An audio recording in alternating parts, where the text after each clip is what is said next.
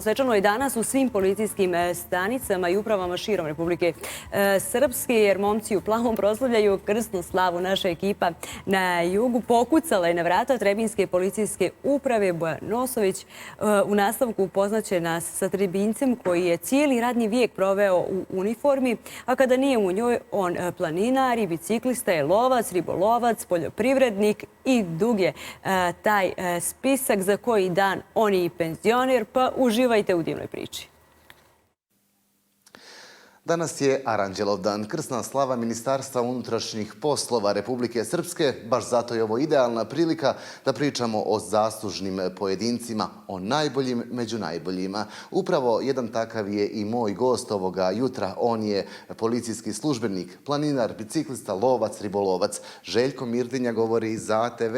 Veliko vam hvala što govorite za ATV. Dobar dan, hvala vama što ste došli. Željko, idemo odmah sa onim najvažnijim pitanjem. Koliko godina ste u MUP-u? 30 godina radim aktivno u MUP-u. Kada je penzija? S 1. januarom, 26. Znači još koji dan ste tu. Da, ajte, ako možete mi sumirati kratko tih 3 decenije, koliko je bilo teško, izazovno, naporno, a sa koliko ponosa ste radili ovaj posao? Pa bilo je izazovno i naporno. U početku je bilo dosta teže, više se je radilo, malo posla. Od kada je počela modernizacija, posao se i smanjio i lakše ga je bilo obavljati. Na kojim poslovima se sve radili? Svo vrijeme sam radio u Centru za informisanje i veza, otprilike depešni saobraćaj i telefonski saobraćaj. Odgovorno i tekako? Da, jeste. Nekad je bilo odgovorno, imali smo teške provjere, velike su provjere, dugo su trajale provjere za ovaj posao, pošto je to bio posao šifrera, to je još bio zakon bivše Jugoslavije, da se teže primali kandidati i tražila im se viša provjera njihovog stanja i... Nekako mi se čini da je uvijek bilo ponosno reći da se radi u policiji, pogotovo nekada ranije. Kako je danas i koliko je zapravo vama? Da li ste u tih 30 godina i u jednom momentu razmišljali da napustite ovu profesiju? Pa nisam nijednom razmišljao. Ponosno sam obavljao posao koji mi je god bio dodijeljen. Nije mi bilo teško raditi u policiji, niti sam se krio da radim u policiji. Ja sam radio 20 i nešto godina u civilu, zadnjih 8 godina radim u uniformi. Željko, moram vas i pitati, kakav je osjećaj ovih sad kada znate da odbrojavate te posljednje dane na poslu gdje ste proveli? Pa teško. Kad znaš proveo tu 30 godina, veći dio svog života, teško je. Ali došlo je to vrijeme da bude dosta.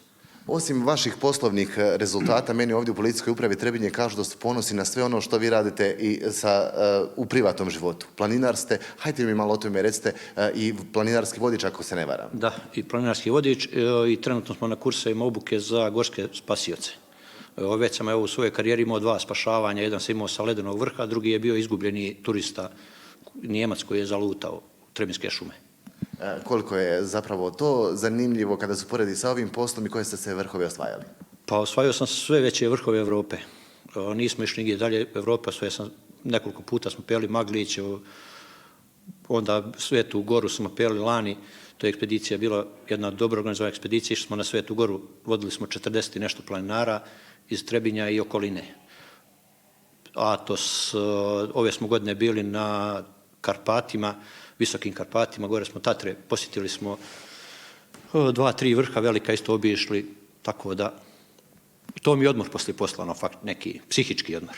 Ali nije samo planinarenje, to je i biciklizam? Jeste, bavim se aktivno biciklizmom i osnivač sam jedan od osnivača kluba biciklističkog, prvo smo imali sekciju, sad imamo biciklistički klub, ponosni smo, imamo svoje trke za Sirac-Cira koja je čuvena, koja je dobro posjećena, a ove godine radimo i na razvijanju nove trke koja će oko Bog da bude do godine, o tome će biti nova priča. Svakako da ćemo mi pratiti sve te priče, još ću se kratko vratiti na ovo planinarenje, kao što ste doprinijeli svojim radom u Policijskoj upravi Trebinje, tako ste i planinarskom društvu Vuči zub, dajte nam malo se pohvaliti, nemojte biti skromni. Pa jeste, predsjednik sam upravnog odbora u planinarskom klubu, a ujedno sam član predsjednik sam odbora u biciklističkom klubu, oba 2 kluba sam predsjednik skupštine i bavim sad tim. Dobro sam, doprinio sam, imam najviše radnih akcija na popravci planinarskog doma na Ublima. To mi je najviši ponos što to ostavljam sljedećim generacijama. Rekli ste vi da ovo koristite za relaksaciju, ali nije samo planinarenje i biciklizam, vi se bavite ribolovom i lovom. Jeste. U ribolov idem aktivno kad imam vremena, mislim, kad mogu, a lovom se ne bavim aktivno, ali sam zbog neke uspomena od oružja, od pokojnog oca, ostavio i bavim se i lovom u tome.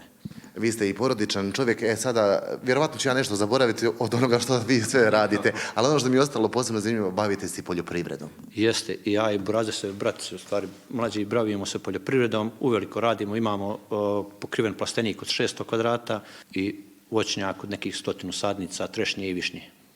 Dobro, Željko, evo i za sam kraj ovoga našeg, meni zanimljivog razgovora, moram da vas pitam, 30 godina u MUP-u, vidimo da dolaze nove generacije. Kao čovjek od iskustva, šta biste im poručili na ovim poslovima? Da sa ponosom obavljaju svoj posao i da ga savjesno obavljaju. Ne znam šta bi im drugo preporučio više.